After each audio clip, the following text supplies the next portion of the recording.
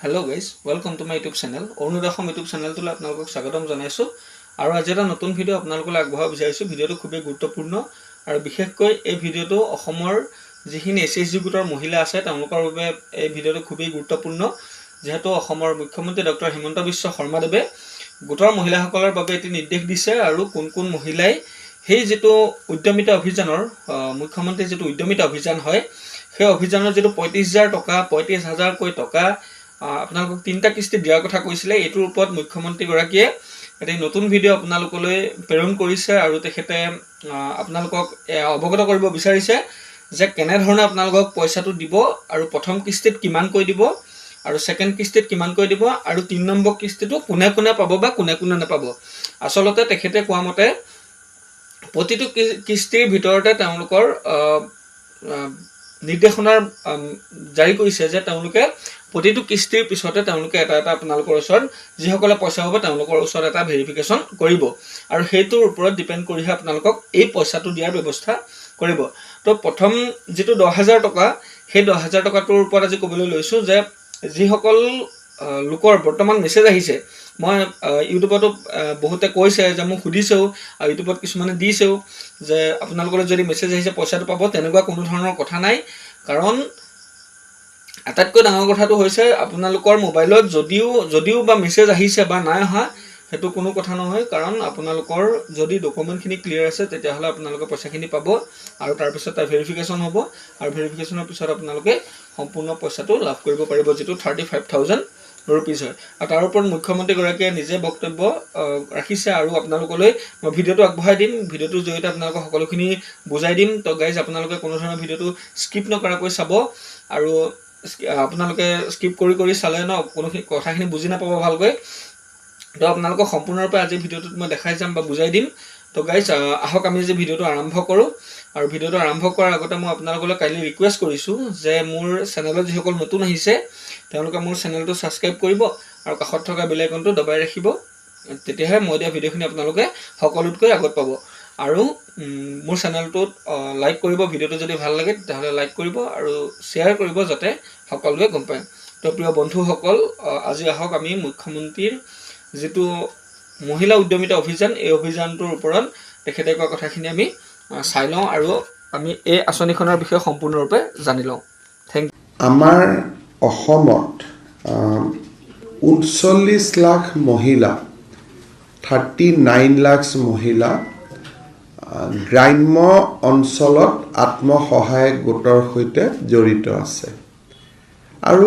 নগৰীয়া অঞ্চলতো প্ৰায় 3 লাখ মহিলা আত্মসহায়ক গোটৰ সৈতে জড়িত আছে কিন্তু আমি প্ৰথম অৱস্থাত গ্ৰাম্য অঞ্চলত যিসকল মহিলা আত্মসহায়ক গোট আছে তেখেতসকলৰ কাৰণে আমি এটা নতুন আঁচনি আৰম্ভ কৰিব খুজিছো সেই আঁচনিটোৰ নাম হ'ল মুখ্যমন্ত্ৰীৰ মহিলা উদ্যমিতা আঁচনি বেসিক্যালি মহিলাসকলক এন্টাৰপ্ৰেনিয়ৰ হিচাপে ডেভেলপ কৰাৰ বাবে ই আমাৰ এক প্ৰচেষ্টা প্ৰধানমন্ত্ৰী নৰেন্দ্ৰ মোদী ডাঙৰীয়াই আমাক সকলোকে এটা কথা কৈছিলে যে আত্মসহায়ক গোটত থকা মহিলাসকলক লাখপতি বনাব লাগে আৰু অসমত আমি এই কনসেপ্টটোকে লাখপতি বাইদেউ আমি নাম দিছিলো আৰু আপোনালোকক জনাবলৈ পাই আমি ভাল পাইছো যে এই 39 লাখ মহিলাৰ 7 লাখ মহিলা অলৰেডি লাখপতি প্ৰথমতে 2 লাখ আছিল 3 লাখ আছিল এই বছৰত আত্মসহায়ক গোটৰ সৈতে জড়িত 7 লাখ মহিলাই বছৰত উপাৰ্জন লাখ টকা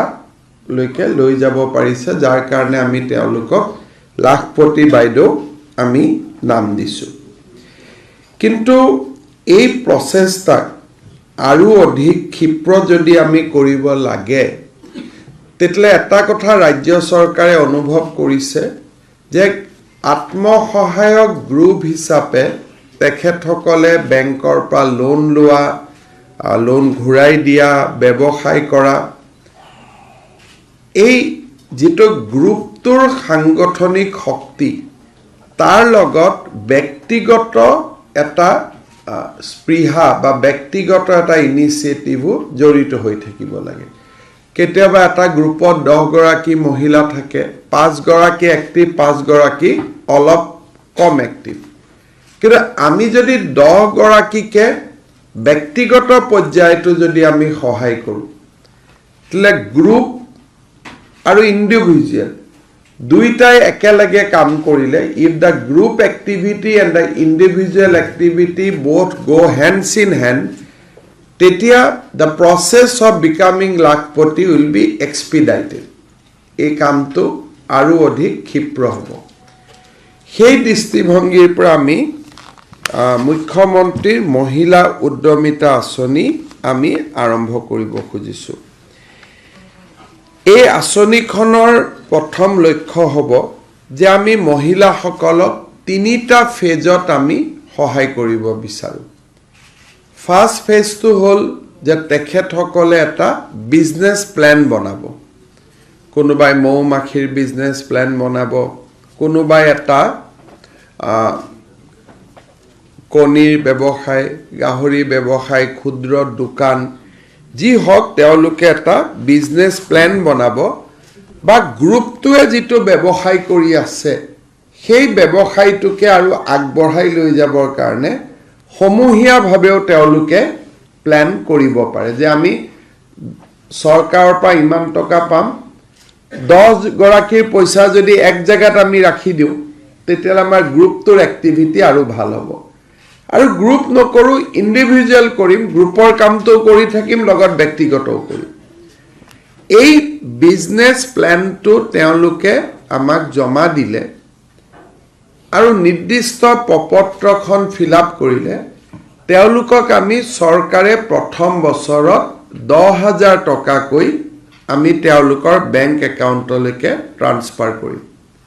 অৰ্থাৎ 39 লাখ মহিলাই 3,900 কোটি টকা চৰকাৰৰ পৰা লাভ কৰিব কিন্তু এই আঁচনিখনৰ হিতাধিকাৰী হ'বলৈ কেইটামান চৰ্ত থাকিব আৰু অসমত ইমান ডাঙৰ মাইক্ৰ ফাইনেন্স লোন ৰেহাইৰ পিছত কাৰণ লোন ৰেহাইটো আমাৰ উদ্দেশ্য নাছিল লোন ৰেহাইৰ পিছত মহিলাসকলক এক্টিভ কৰা এইটো এটা আমাৰ উদ্দেশ্য আছিল ইমান ডাঙৰ মহিলা সবলীকৰণৰ ওপৰত আমি আগত কেতিয়াও স্কিম লোৱা নাই 4,000 crores আমি এই আঁচনিখনত খৰচ কৰিম ইয়াত এই আঁচনিখনত প্ৰথমবাৰৰ বাবে আমি আৰু এটা বস্তু কৰিব খুজিছোঁ যে এই মহিলাগৰাকীয়ে আচলতে ব্যৱসায় কৰিব সময় দিব পাৰিবনে নাই তাকো আমি এসেস কৰিব খুজিছোঁ যাতে টকাটো আমাৰ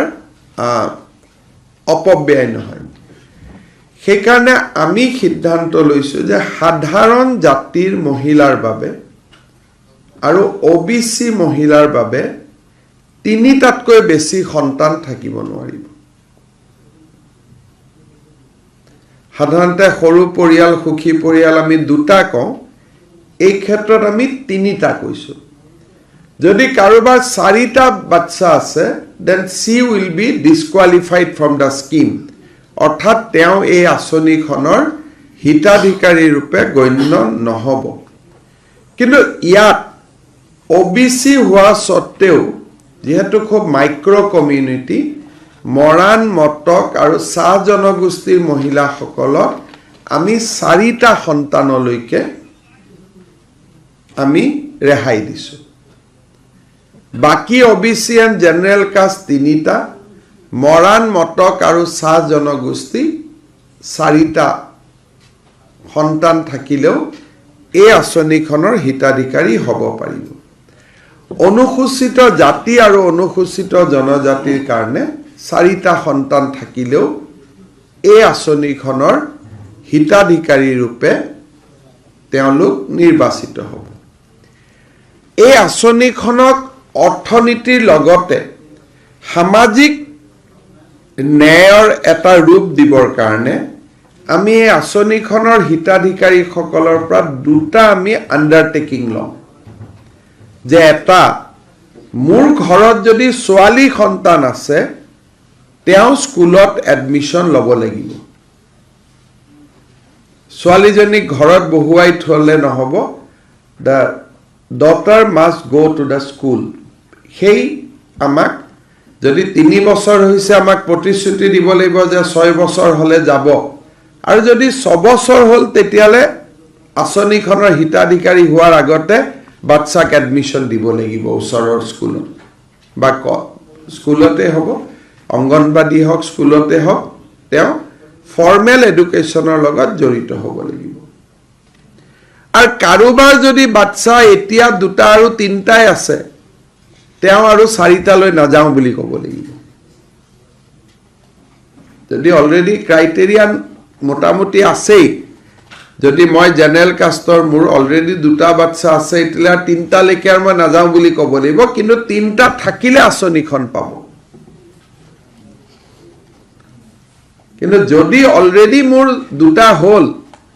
মই গৰ্ভৱতীও নহয় তেতিয়ালে 3টালৈকে যাব নালাগে এই এটা আমি পপুলেশ্যন নৰ্মছ এটা আমি প্ৰথম সোমোৱাইছো আৰু আমি আন্ডাৰটেকিং এটা ল'ব খুজিছো যে ছোৱালীজনীক আমি স্কুলত দিম নিয়মতে ল'ৰাকো দিব লাগে স্কুলত কিন্তু আমি ছোৱালীজনীৰ কথাটো ইনসিষ্ট কৰিছো কাৰণ আমি ধৰি লৈছো যে ইউজুৱেলি ল'ৰাক স্কুলত দিয়ে এই 2টা হ'ল তেওঁলোকৰ মানদণ্ড তাৰ বাদে একো মানদণ্ড নালাগে এখন বিজনেছ প্ল্যান যিখন আমিয়ে বনাই দিম তেওঁলোকে খালি চুজ কৰিব আৰু পপুলেশ্যন নৰ্মছ এই 2টা ফুলফিল হোৱাৰ লগে লগে তেওঁলোকে প্ৰথম 10,000 টকা চৰকাৰৰ পৰা পাব দ্বিতীয় বছৰত আমি তেওঁলোকক বেংকৰ পৰা 12,500 টকা লোন লোৱাই দিম আৰু চৰকাৰে তেওঁলোকক 12,500 টকা আকৌ দিব তাহলে টোটাল 25,000 প্ৰথম বছৰ চৰকাৰে 10,000 দিব দ্বিতীয় বছৰ বেংকে 12,500 দিব আৰু চৰকাৰে 12,500 দিব বেংকৰটো ঘূৰাই দিব লাগিব চৰকাৰটো ঘূৰাই দিব নালাগে সো টোটাল 35,000 rupees মহিলাসকলৰ হাতত পৰিব over a period of 3 years